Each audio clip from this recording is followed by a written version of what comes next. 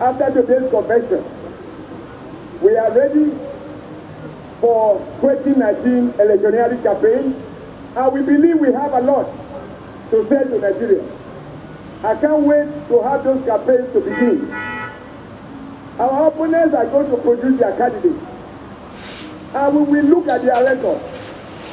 If they are former governors, we will go to their state, and we will call on their people to show all the evidence of what they have accomplished in their state.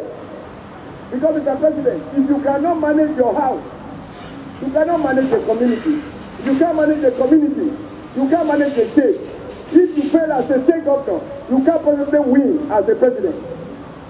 We will speak to those records, we will look at their evidence, we will look at their background, and we will compare them to your own, and the Nigerian people will decide. There will be no chance for hypocrisy. It will be IMAC, not AMAC. If you say, I will put air condition all over Nigeria, we will find out how much air condition exists in your own state. If you have governed the state for 8 years, we will see what difference you have made. So, Mr. President, I'm sure you are ready. I am ready. The NWC is ready. I believe our party members and leaders across the country are ready for that campaign. We will challenge them on their integrity. We will challenge them on their record. We will challenge them on their background. And we will challenge them part to part, figure to figure. And Nigerians will decide. This election will not be based on tribalism. It will not be based on religion. It will be based on issues. And it will be based on track record. It will be based on the personal integrity of those who are successful. Mr. President, I can't wait for us to begin. But let me remind us, this is to the opposition. When out of mischief they want to accuse us of federal government of abusing federal power. Mr. President, if there is any complaint among APC leaders, it is that Mr. President has been extremely mild. Even myself, sometimes I think Mr. President is too mild compared to what we went through. Mr. President, as a city governor in Edo State, I was denied the use of a federal airport. I got to the airport, I could not fly. Mr. President, my brother from Rivers State, a commissioner of police locked him and detained him in government house, moving armored tanks, and said he cannot leave the government house as a city governor. Mr. President, your predecessor, the first president, he used several people to impeach the city governor in Bayelsa, several people to impeach a governor in Plateau State. Even myself, I was to be impeached.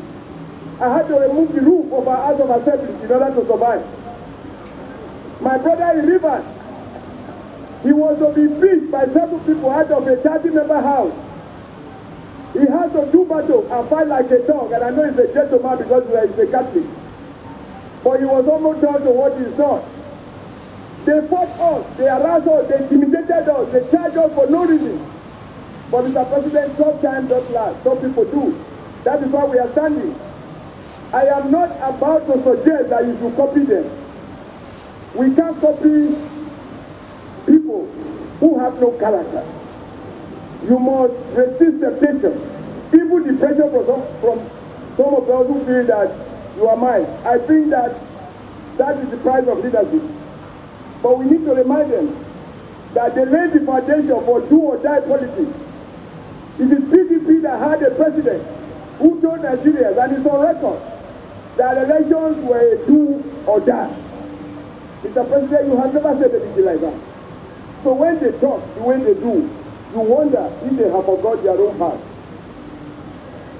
But I'm glad that today, Mr. President, your party is stronger. Because as Chief Obasanjo Awolowo of blessed memory said, for a progressive like you who have no money, your only two qualities is character and honor. That is all you have to